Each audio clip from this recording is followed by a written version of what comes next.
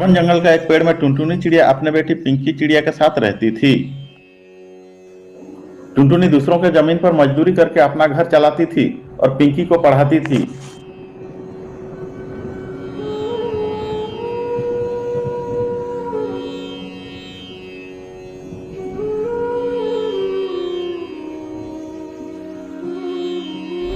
एक दिन टुनटुनी खेत में काम कर रही थी कि हठात बारिश होता है और बिजली कड़कती है,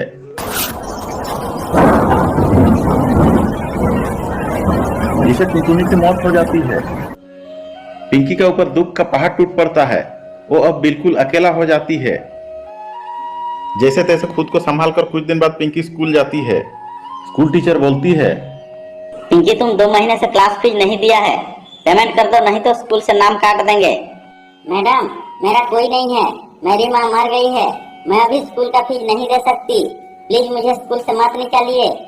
स्कूल का भी कुछ नियम कानून है, स्कूल का फीस भरो नहीं तो स्कूल मत आओ। पिंकी रोते रोते अपने घर चली जाती है।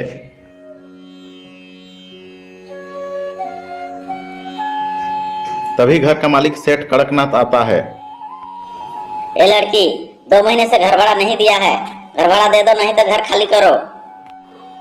सेठ जी, आपको तो मालूम है कुछ ही दिन हुआ है मेरी माँ मर गई है, मैं अभी भाड़ा नहीं दे सकती, मैं कमाऊंगी तो सब एक ही बार में दे दूंगी।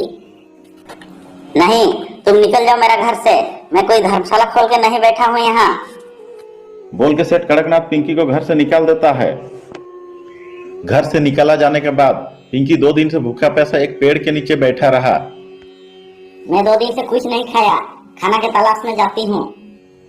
और पिंकी खाना के तलाश में निकल जाती है।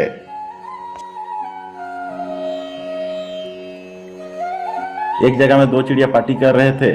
पिंकी वहां खाना मांगने पहुंच जाती है। मैं 2 दिन से कुछ खाया नहीं, मुझे कुछ खाने को दे दो। नाच के दिखा, हम तुम्हें खाना दे देंगे। पिंकी नाचने लगती है।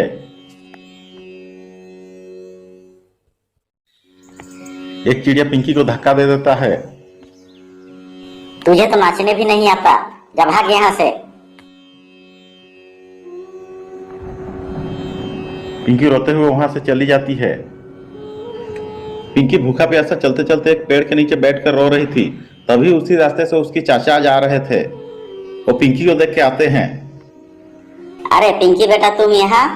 मैं काम के सिलसिले से शहर चला गया था, मुझे मालूम नहीं था कि तेरी माँ का देहांत हो गया है। चलो बेटा, तुम अब मेरा घर में मेरा साथ रहोगे। पिंकी अपने चाचा के साथ अपने चाचा के घर चली जाती है।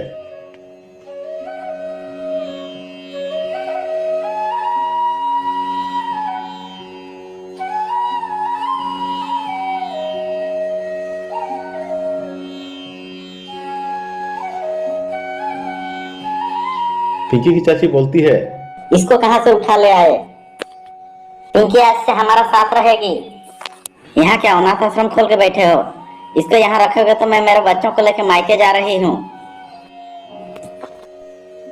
पिंकी अपने चाची की बात सुनकर रोते हुए अपना चाचा का घर से निकल जाती है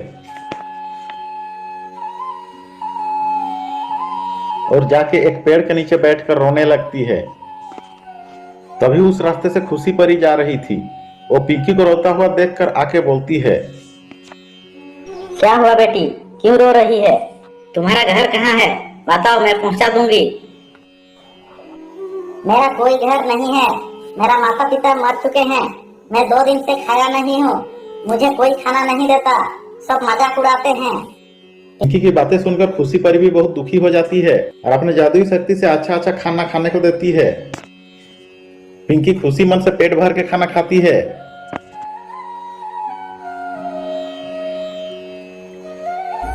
खाना खाने के बाद खुशी परी एक कमल का फूल देख के बोलती है, इसे लेके खाली जगह देख के रख देना, तुम्हारा सारी समस्या खत्म हो जाएगा।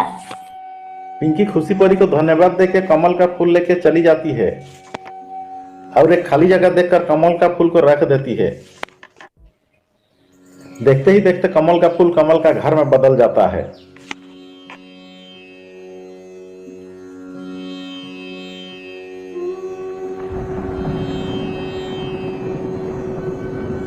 पिंकी जादुई कमल का घर का दिया पैसे से एक अनाथ आश्रम खोलती है और वहां अनाथ चिड़िया सबको रख के देखभाल करती है।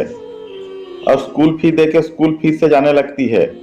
एक दिन पिंकी स्कूल से घर आ रही थी तो देखती है उसका चाचा और चाची एक पेड़ के नीचे बैठे हैं। उन्हें देखकर उनके पास जाती है। चाचा चाची, आप लोग यहाँ क्या कर रहे हैं?